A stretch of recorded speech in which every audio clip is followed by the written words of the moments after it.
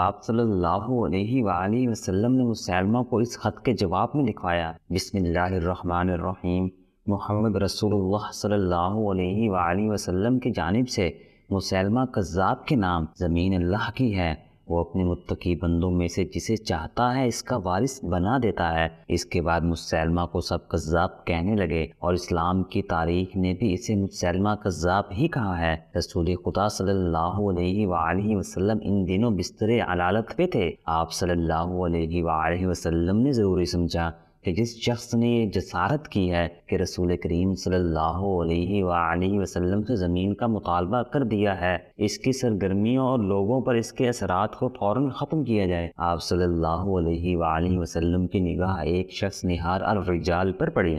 اس شخص نے اسلام قبول کر کے دین کی تعلیم حاصل کی تھی، قرآن کی آیات پر اسے عبور حاصل تھا اور وہ عالم و فاضل کہلانے کے قابل تھا۔ رسول مقبول صلی اللہ علیہ وآلہ وسلم نے اسے بلا کر ہدایت دی کہ وہ یمامہ جائے اور لوگوں کو اسلامی تعلیم دے۔ آپ صلی اللہ علیہ وآلہ وسلم نے الرجال کو اچھی طرح سمجھایا کہ مسلمہ کے اثرات زائل کرنے ہیں تاکہ خون خرابے کے بغیر ہی یہ شخص گمنام اور اس کا دعویٰ بے اثر ہو جائے۔ رسول اللہ صلی اللہ علیہ وآلہ وسلم کے حکم کی تعمیل میں الرجال روانہ ہو گیا۔ مسلمہ بن حبیب، جو مسلمہ کذاب کے نام سے مشہور ہوا تھا، رات کو اپنے دربار میں بیٹھا تھا۔ شراب کا دور چل رہا تھا۔ دربار میں اس کے قبیلے کے سرکردہ افراد بیٹھے ہوئے تھے۔ وہ سب اسے اللہ کا رسول مانتے تھے۔ اس نے اپنے مذہب کو اسلام ہی کہا تھا، لیکن کچھ پابندیاں ہٹا دی تھیں۔ مثلاً اس نے اپنی ایک آیت گھڑ کر اپنے پیروکاروں کو سنائی کہ اس پر وحی نازل ہوئی ہے کہ شراب حلال ہے۔ دیگر عیش و عشرت کو بھی اس نے حلال قرار دے دیا۔ اس کا دربار جنت کا منظر پیش کر رہا تھا۔ نہایت حسین اور جوان لڑکیاں اس کے دائیں بائیں بیٹھی تھیں اور دو اس کے پیچھے کھڑی تھیں۔ مسلمہ کسی لڑکی کے بالوں میں ہاتھ پھیر کر اور کسی کے گالوں کو تھپک کر بات کرتا تھا۔ ایک آدمی دربار میں آیا، وہ بیٹھا نہیں، کھڑا رہا۔ سب نے اس کی طرف دیکھا۔ مسلمہ نے جیسے اس کی طرف توجہ دینے کی ضرورت ہی نہ سمجھی ہو۔ اسے معلوم تھا کہ وہ کسی کے کہے بغیر بیٹھ جائے گا، مگر وہ کھڑا رہا۔ کیا تو ہم پر پہرا دینے آیا ہے؟ مسلمہ نے اسے کہا۔ یا تو اللہ کے رسول کے حکم کے بغیر بیٹھ جانا بد تہذیبی سمجھتا ہے؟ اللہ کے رسول، اس آدمی نے کہا، ایک خبر لایا ہوں۔ مدینہ سے ایک آدمی آیا ہے، وہ بہت دنوں سے یہاں ہے اور وہ ان لوگوں کو جنہوں نے کبھی اسلام قبول کیا تھا بتاتا پھر رہا ہے کہ سچا رسول محمد صلی اللہ علیہ وآلہ وسلم ہے اور باقی سب کذاب ہیں۔ میں نے خود اس کی باتیں سنی ہیں۔ اس کا نام نہار الرجال ہے۔ نہار الرجال۔ دربار میں بیٹھے ہوئے دو آدمی بیک وقت بولے۔ پھر ایک نے کہا، وہ مسلمانوں کے رسول صلی اللہ علیہ وآلہ وسلم کا منظور نظر ہے۔ میں اسے جانتا ہوں، اس کے پاس علم ہے، ایسے شخص کو زندہ نہ چھوڑیں۔ دربار میں بیٹھے ہوئے ایک آدمی نے گرج کر کہا، اے خدا کے رسول۔ ایک اور آدمی نے اٹھ کر کہا، کیا تو مجھے اجازت نہیں دے گا کہ میں اس بدبخت کا سر کاٹ کر تیرے قدموں میں رکھ دوں؟ نہیں، مسلمہ کذاب نے کہا، اگر وہ عالم ہے اور اس نے محمد صلی اللہ علیہ وآلہ وسلم کے قرآن کی تعلیم حاصل کی ہے تو میں اسے کہوں گا کہ میرے دربار میں آئے اور مجھے جھوٹا ثابت کرے۔ میں اسے قتل نہیں ہونے دوں گا۔ اسے کل رات میرے پاس لے آنا، اسے یقین دلانا کہ اسے قتل نہیں کیا جائے گا۔ الرجال کو مسلمہ کے ایک آدمی نے کہا کہ اسے اللہ کے رسول مسلمہ بن حبیب نے اپنے ہاں مدعو کیا ہے، کیا وہ میرے قتل کا انتظام یہی نہیں کر سکتا تھا؟ الرجال نے کہا، میں اسے اللہ کا رسول نہیں مانتا، مجھ پہ یہ لازم نہیں کہ میں اس کا حکم مانوں، وہ جہاں چاہے تمہیں قتل کرا سکتا ہے۔ مسلمہ کے الچی نے کہا، اس میں یہ طاقت بھی ہے کہ پھونک مار دے تو تیرا جسم مردہ ہو جائے۔ وہ تجھے زندہ دیکھنا اور رخصت کرنا چاہتا ہے۔ مسلمانوں نے الرجال سے کہا کہ وہ اس کذاب کے ہاں نہ جائے، یہ میری زندگی اور موت کا سوال نہیں۔ الرجال نے کہا، یہ صداقت اور کذاب کا سوال ہے۔ اگر ایک کذاب کو صدق سے بہراور کرنے میں میری جان چلی جاتی ہے تو یہ سودا مہنگا نہیں، میں آؤں گا۔ الرجال نے کہا، آج ہی آؤں گا۔ مسلمہ سے کہنا کہ تو اگر سچا نبی ہے تو اپنے وعدے سے پھر نہ جانا۔ الچی نے مسلمہ کذاب کو الرجال کا جواب بتایا۔ الرجال یمامہ کے قلعے میں رہتا تھا۔ مشہور مورخ طبری نے لکھا ہے کہ مسلمہ اپنے خاص مہمانوں کے لیے بڑا خوشنما خیمہ نصب کرایا کرتا تھا۔ جس کی ساخت مکان جیسی ہوتی تھی۔ یہ خیمہ اندر سے بڑے دل فریب طریقوں اور کپڑوں سے سجایا جاتا تھا۔ صحرا کی راتیں سرد ہوتی تھیں، اس لیے مسلمہ خیمے میں بڑا خوبصورت آتش دان رکھوا دیا کرتا تھا۔ اس آتش دان میں وہ کوئی چیز یا ایسی جڑی بوٹی رکھ دیا کرتا تھا جس کی خوشبو عطر کی طرح کی ہوتی تھی، لیکن یہ خوشبو اس پر ایسا اثر کرتی تھی جیسے اس خیمے میں سونے والے کو ہپنوٹائز کر لیا گیا ہو۔ مسلمہ کا شکار بے ہوش یا بے خبر نہیں ہوتا تھا، بلکہ وہ مسلمہ کے اشاروں پر ناچنے لگتا تھا۔ خود مسلمہ پر اس کا یہ اثر نہیں ہوتا تھا۔ مسلمہ کذاب کو جب یہ اطلاع ملی کہ الرجال آ رہا ہے تو اس نے اپنا مخصوص خیمہ نصب کرایا اور اس نے وہ تمام انتظامات کرا دیے جو وہ کرایا کرتا تھا۔ اس نے رات کے لیے آتش دان بھی رکھوا دیا۔ الرجال آیا تو مسلمہ نے باہر آ کر اس کا استقبال کیا۔ تم ایک رسول کے بھیجے ہوئے آدمی ہو، مسلمہ نے کہا، اور میں بھی رسول ہوں، اس لیے تمہارا احترام میرا فرض ہے۔ میں صرف اسے رسول مانتا ہوں جس نے مجھے یہاں بھیجا ہے۔ الرجال نے کہا، اور میں تمہیں یہ کہتے ہوئے نہیں ڈروں گا کہ تم کذاب ہو۔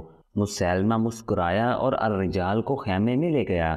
تاریخ میں اس سوال کا جواب نہیں ملتا کہ خیمے میں مسلمہ اور الرجال کے درمیان کیا باتیں ہوئیں، کیسی سودے بازی یا کیسا شعبدہ یا جادو تھا کہ اگلی صبح جب الرجال خیمے سے نکلا تو اس کے منہ سے پہلی بات یہ نکلی کہ اس میں کوئی شبہ نہیں کہ مسلمہ اللہ کا سچا رسول ہے اور اس پر وحی نازل ہوتی ہے۔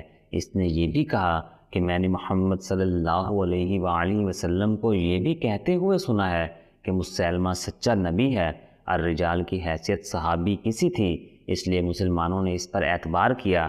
الرجال بنو حنیفہ سے تعلق رکھتا تھا۔ الرجال کا اعلان سن کر بنو حنیفہ کے لوگ جوگ در جوگ مسلمہ کو اللہ کا رسول مان کر اس کی بیعت کو آ گئے۔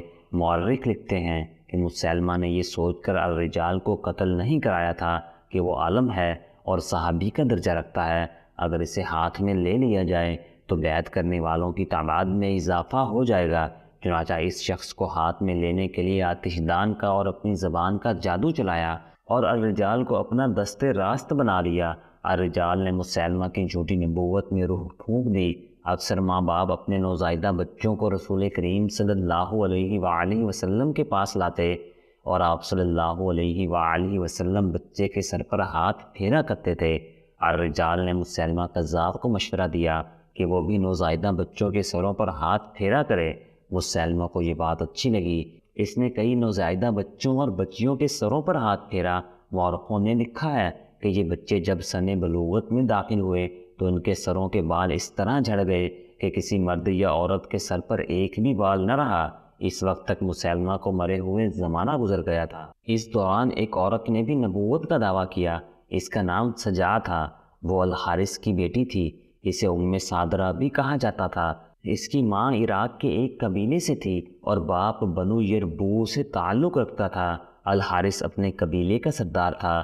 سجا بچپن سے ہی خودسر اور آزاد خیال تھی۔ وہ چونکہ سرداروں کے خاندان میں جنی پلی تھی، اس لیے دوسروں پر حکم چلانا اس کی عادات میں شامل تھا۔ وہ غیر معمولی طور پر ذہین اور عقل مند نکلی۔ ایک دو مورخوں نے لکھا ہے کہ یہ غیب دان بھی تھی اور وہ آنے والے وقت کو قبل از وقت جان لیتی تھی۔ اس کے متعلق اختلاف رائے بھی پایا جاتا ہے، لیکن یہ بات سب نے متفقہ طور پر کہی ہے کہ سجا قدرتی طور پر شاعرہ تھی، ہر بات منظوم کرتی تھی، اس کی زبان میں چاشنی تھی۔ اس کی ماں کا قبیلہ عیسائی تھا، اس لیے سجا نے بھی عیسائیت کو ہی پسند کیا۔ سجا کے کانوں میں یہ خبر پڑی کہ طلیحہ اور مسلمہ نے بھی نبوت کا دعویٰ کیا ہے اور لوگ ان کی بیعت کر رہے ہیں، تو اس نے بھی نبوت کا دعویٰ کر دیا۔ وہ جوان ہو چکی تھی۔ خدا نے اسے دیگر اوصاف کے علاوہ حسن بھی دیا تھا۔ اس کے سراپا اور چہرے پر ایسا تاثر تھا کہ لوگ اس سے مسحور ہو کر اسے نبی مان لیتے تھے۔ بہت سے لوگ اس کی شاعری سے متاثر ہوئے۔ وہ صرف نبی بن کے کہیں بیٹھنا نہیں چاہتی تھی۔ اس نے اپنے پیروکاروں کی ایک فوج تیار کر لی اور بنی تمیم کے ہاں جا پہنچی۔ ان قبائل کے جو سردار تھے وہ رسول اکرم صلی اللہ علیہ وآلہ وسلم کے مقرر کیے ہوئے تھے۔ یہ تھے زبرقان بن بدر، قیس بن عاصم، وکیع بن مالک اور مالک بن نویرہ۔ سجا نے مالک بن نویرہ کو اپنے پاس بلایا اور اسے کہا وہ مدینہ کو تہ و تیغ کرنے آئی ہے اور بنی تمیم اس کا ساتھ دیں۔ مالک بن نویرہ نے اسے بتایا کہ کئی قبیلے اسے پسند نہیں کرتے، پہلے انہیں زیر کرنا ضروری ہے۔ سجا زیر کرنے کا مطلب کچھ اور سمجھتی تھی۔ اس کے پاس اچھا خاصا لشکر تھا۔ مالک نے اس میں اپنی فوج شامل کر دی اور قبیلوں کی بستیوں پر حملہ آور ہوئے۔ قبیلے ان کے آگے ہتھیار ڈالتے چلے گئے، لیکن سجا نے انہیں یہ کہنے کی بجائے کہ اسے نبی مان لیں، ان کے گھر لوٹ لیے اور ان کے مویشی چھین لیے۔ اس مال غنیمت سے اس کا لشکر بہت خوش ہوا۔ اس کی لوٹ مار کی شہرت دور دور تک پھیل گئی۔ سجا ایک مقام نباج پہنچی اور اس علاقے کی بستیوں میں لوٹ مار شروع کر دی، لیکن یہ قبیلے متحد ہو گئے اور سجا کو شکست ہوئی۔ وہ ایک اور حملہ کرنا چاہتی تھی، لیکن اسے ایک مجبوری کا سامنا کرنا پڑا۔ اس کے لشکر کے کئی سرداروں کو نباج کے قبیلوں نے پکڑ کر قید میں ڈال دیا تھا۔ سجا نے اپنا ایلچی ان قیدیوں کی رہائی کے لیے بھیجا۔ پہلے اس علاقے سے کوچ کرو۔